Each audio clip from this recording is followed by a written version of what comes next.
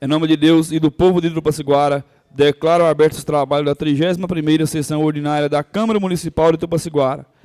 Leitura bíblica em homenagem às bandeiras. Convido o vereador Túlio Pinhal para que faça a leitura do livro dos Salmos, capítulo 112, versículo do 1 ao 3, e em seguida fazer a homenagem aos pavilhões.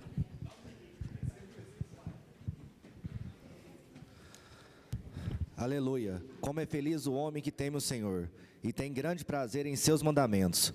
Seus descendentes serão poderosos na terra, serão uma geração abençoada, de homens íntegros, grande riqueza há em sua casa, e a sua justiça durará para sempre. Palavras do Senhor.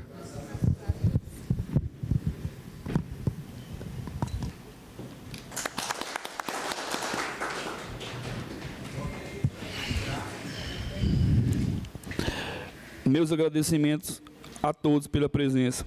Justifico a ausência do vereador Julinho da Padaria por motivo de compromissos agendados anteriormente.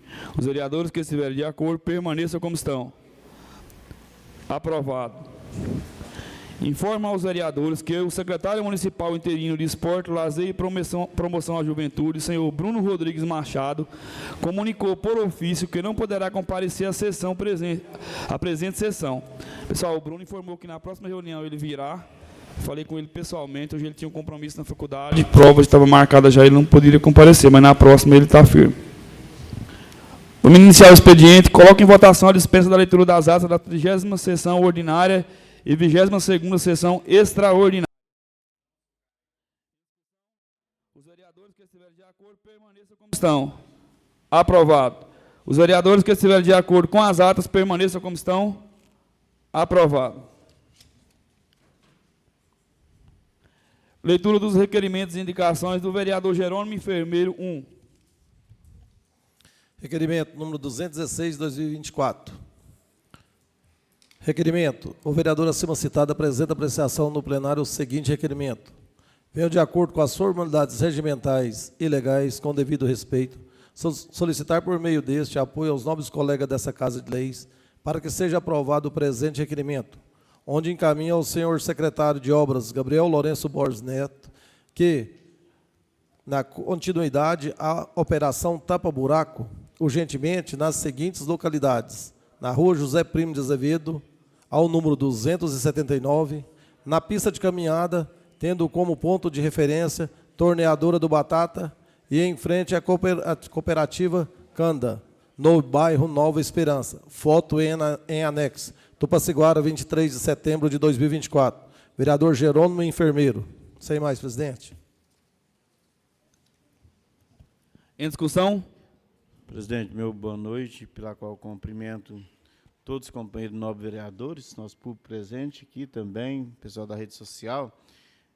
Aí está falando o secretário de obras, eu acredito, parece que tampa-buraco estava para o departamento de água, mas agora não está mais com o departamento de água, parece que está com a Defesa Civil, com o pastor Daniel e também com o Junão, e eu gostaria que fosse direcionado a eles, né, porque isso aí é uns buracos crônicos que está lá no local, precisando de fazer o tampa-buraco urgente nesse local. É isso, presidente, muito obrigado. Uma parte para a vereadora Kézia. Senhor presidente, boa noite à mesa diretora, colegas presentes, público presente, redes sociais. Senhor presidente, eu só gostaria de estender que adequasse o requerimento do vereador, o bairro Planalto também, porque chegou ali onde era o antigo Vermelhinho e as ruas para cima lá estão todas esburacadas. Então, gostaria que pedisse aí no requerimento para acudir o bairro Planalto também. Só isso, obrigado. Isso, não fica à vontade, vereador, para estar acrescentando o bairro Planalto e outros locais também, né? Porque breve, se Deus quiser, vai chegar o período chuvoso. E com buracos ainda, nessa situação bastante calor, chegar a chuva vai aumentar, vai estender mais ainda. Então, que seja feito, realizar o tampa-buraco nos locais necessários. Muito obrigado, presidente. Os vereadores que estiverem de acordo permaneçam como estão. Aprovado.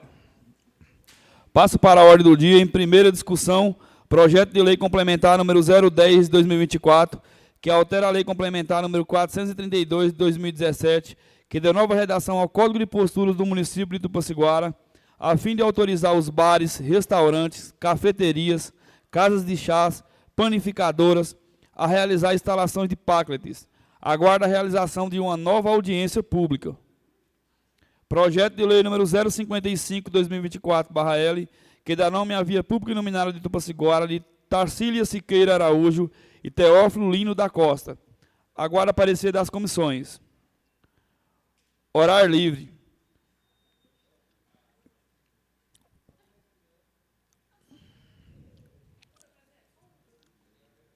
Vereadora Kézia. Senhor presidente, é só pedir para a Secretaria de Saúde uma reclamação que chegou até mim, a questão dos routers. Eu acho que o Janamin fez, não é, Janamin?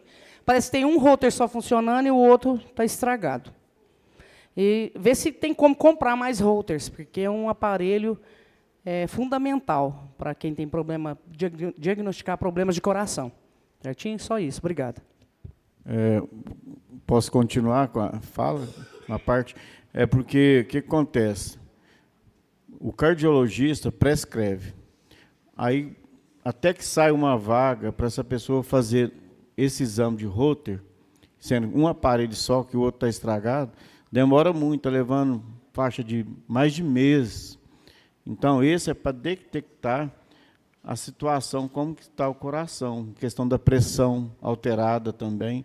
Então, onde que eu pedi naquele requerimento, vereadora Kézia, para que faça compras de outro aparelho, que conserte o que está com defeito, né, e compre mais, para não ter essa demanda dessa fila. Né, mas eu recebi o retorno, a resposta da secretária de Saúde, falando que já tem um aparelho que é realizado no SEM. Eu estou careca de saber, nós estamos careca de saber que realize esse exame no SEM. Né? Agora, o pedido que foi feito e aprovado aqui por essa casa, daquele requerimento, é que compre mais um aparelho para essa fila, né? Que está grande a fila, esperando esse exame do Holter. É isso. Obrigado.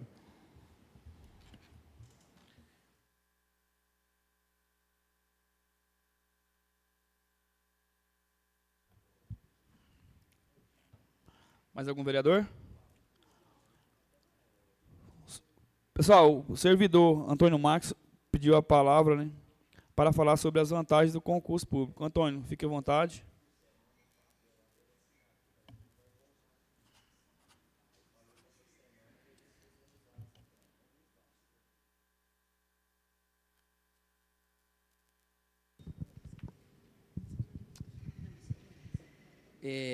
Quero, em nome do presidente, agradecer... Quero, em nome do presidente, agradecer pela permissão da palavra e agradecer ao público presente. No nome dos vereadores, cumprimentar os servidores da casa.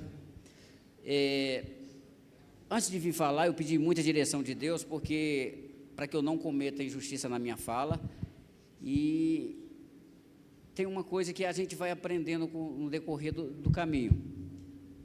E quero agradecer a Deus pelo fôlego de vida, pela permissão de estar aqui. E que a causa aqui, para mim, é uma causa nobre. Eu vim falar a respeito dos servidores públicos municipais e também a respeito do concurso público. Mas antes eu quero citar uma passagem bíblica referente a Salomão. Dizem que Salomão foi um homem muito sábio. E Salomão era inteligente. Mas por que você afirma que Salomão era inteligente? Porque ele pediu sabedoria. Só que no decorrer da caminhada de Salomão, ele se perdeu. Ele se perdeu por quê? Ele deixou que o reino material tomasse conta até do espaço do reino espiritual. Ele quis ampliar o seu reino. Com essa ampliação de reino, Salomão fez o quê? Ele se prostituiu. Que forma que Salomão se prostituiu? Casando com mulheres estranhas para aumentar o seu reino. Era um casamento não permitido, e foi aí onde a fase final de Salomão foi muito complicada. Aí tem um dos profetas menores que chama-se Oséias. Oséias faz uma observação importantíssima. Ele fala que o povo de Deus estava perecendo porque não tinha conhecimento. Ou seja, só o fato de nós não conhecermos abre-se em nossa frente a estrada do fracasso. o fato de não conhecermos. Por que eu estou citando isso? Porque os nobres vereadores que estão aqui em cada cadeira sabem que aqui a função é legislar e falar. Falar muitas vezes por aqueles que não têm voz, por aqueles que não têm oportunidade. E casa de leis está ligada ao quê? Leitura, compreensão. É tanto que leitura, ou ler, leitura está, digamos que tem um prefixo da palavra lei, leitura. Se eu não leio, se eu não busco conhecimento, como eu vou interpretar, entender leis, que é a minha função? A função principal do legislador é leis. Aí muitas das vezes a gente pode ser injusto aprovando uma lei, tem um parágrafo, um artigo que a gente não percebeu, então por isso. A função de eu falar aqui sobre servidor público efetivo não está nada ligado à gestão atual. O problema do servidor público efetivo, ele perdura aproximadamente umas 3 décadas. Então, se tem uma lei e ela não é cumprida, essa lei não tem eficácia. Por que adianta ter uma lei e não ter o cumprimento dela? Falo aqui do plano de cargos e salários. Hoje, tem servidor público que está há 35 anos. Vamos ver se a questão da justiça. Ele está há 35 anos na prefeitura. Sabe qual que é o salário base dele?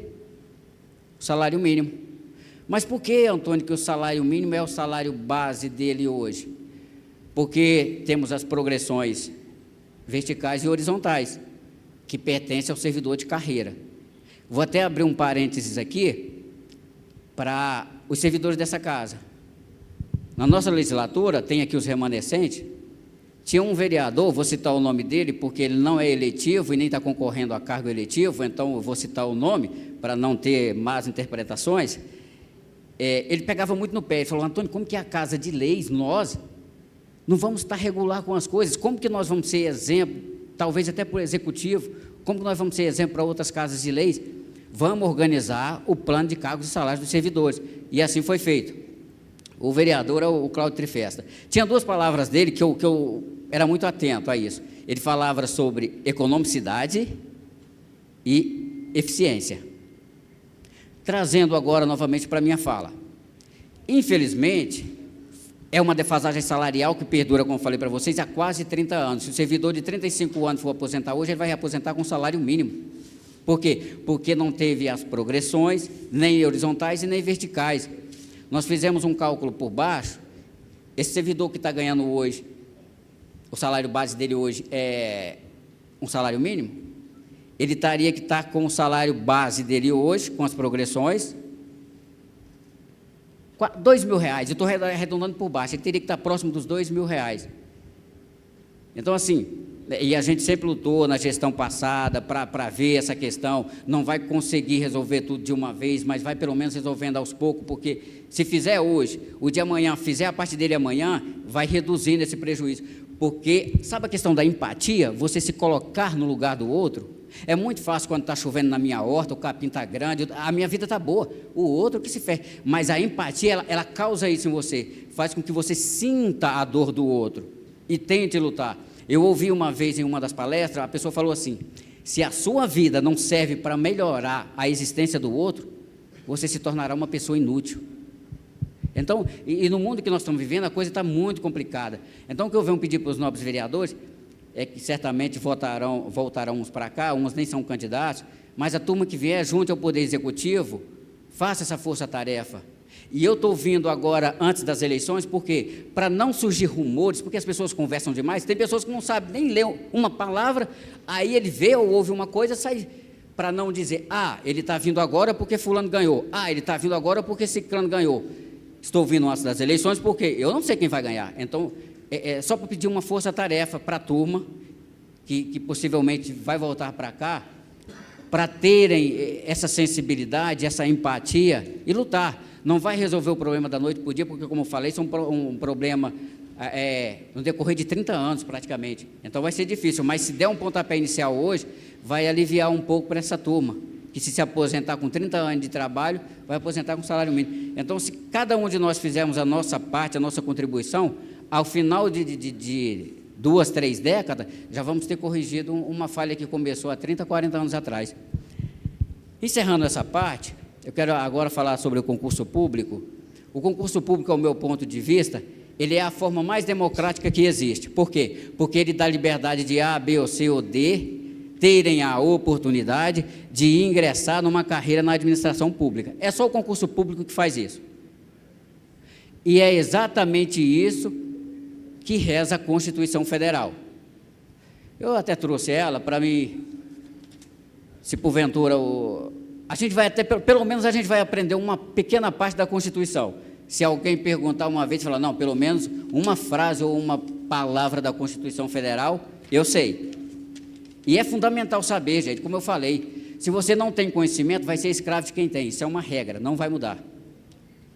Artigo 37. Eu vou ler aqui os preceitos fundamentais, os direitos básicos.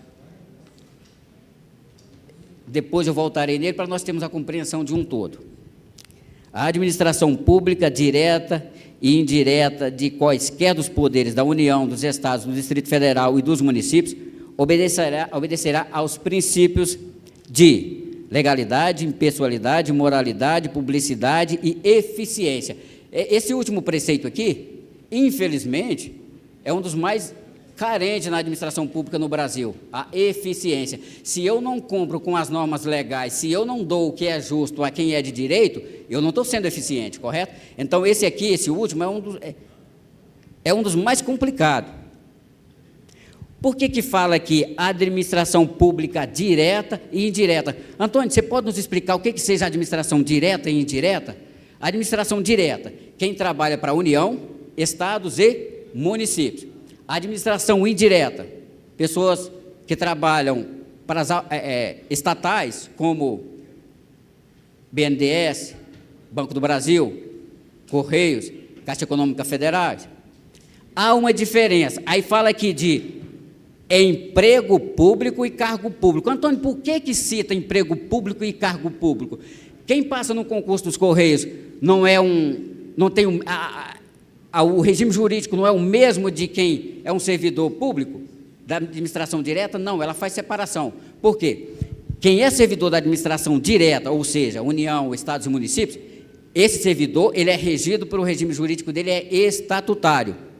E qual que é o regime jurídico, Antônio, de um empregado público, como você citou aí, Banco do Brasil, Caixa Econômica e Correios? O regime jurídico que o rege é o seletista, a CLT, Consolidações das Leis Trabalhistas. Portanto, emprego público é servidor da administração indireta. Cargo público, servidor da administração direta. São coisas diferentes, regimes jurídicos diferentes. Antônio, agora vamos para o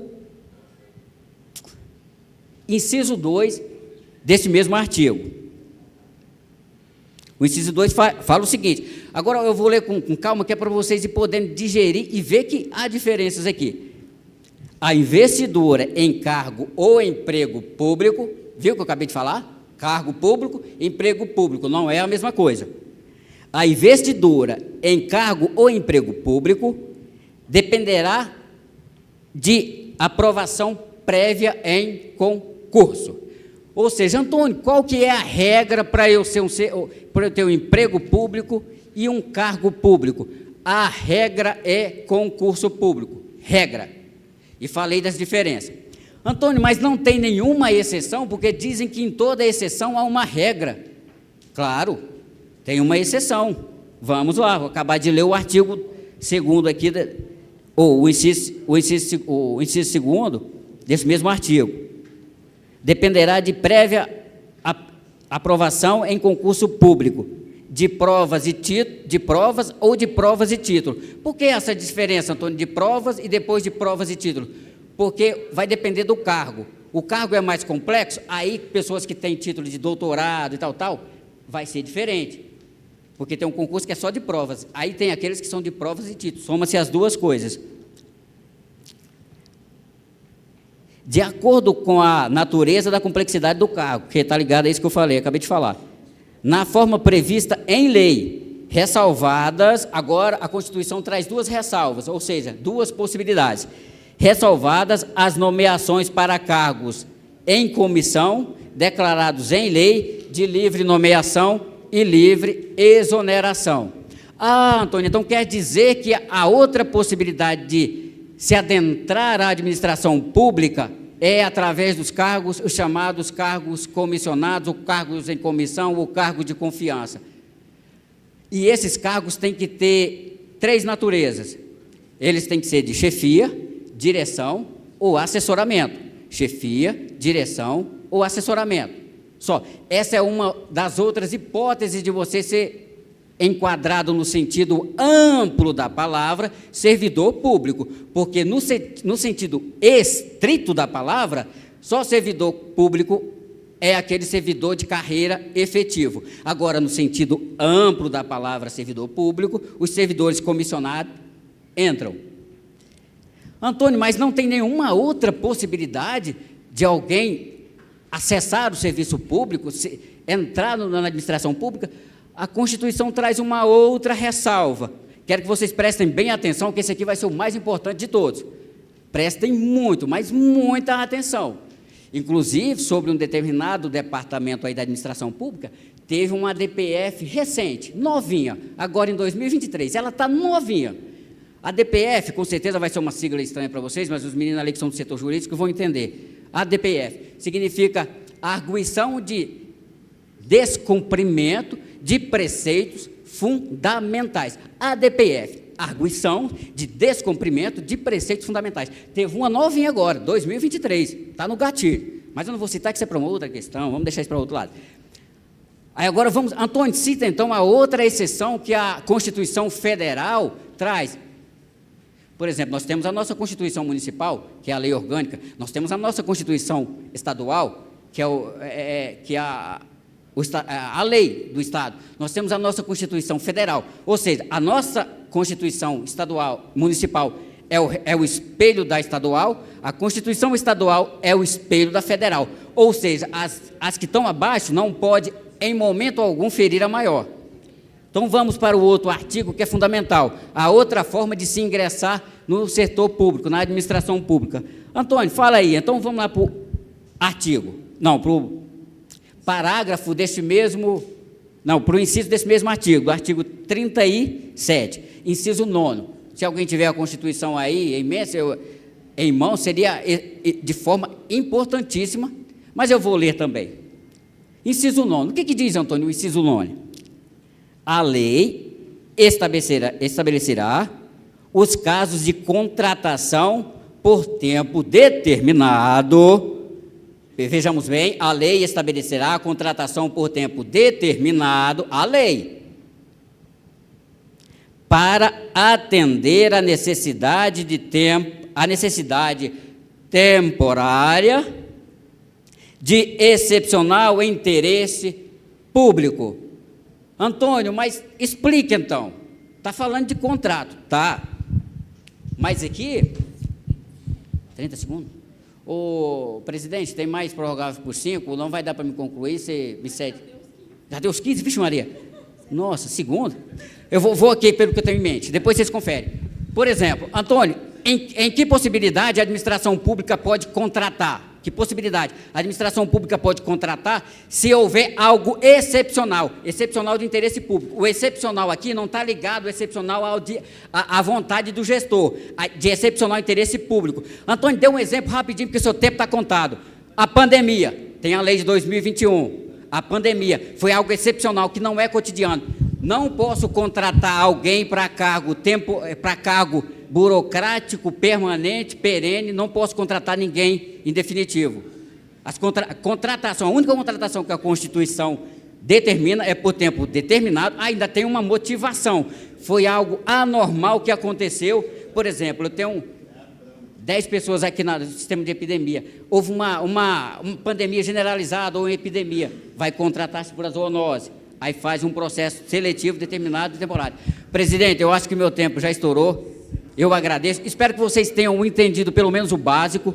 Mas se vocês forem destrinchar o artigo 37, do artigo 37 até o inciso 9, será perfeito. Presidente, muito obrigado pela tolerar aí os minutos que passaram. Agradeço a todos pela oportunidade.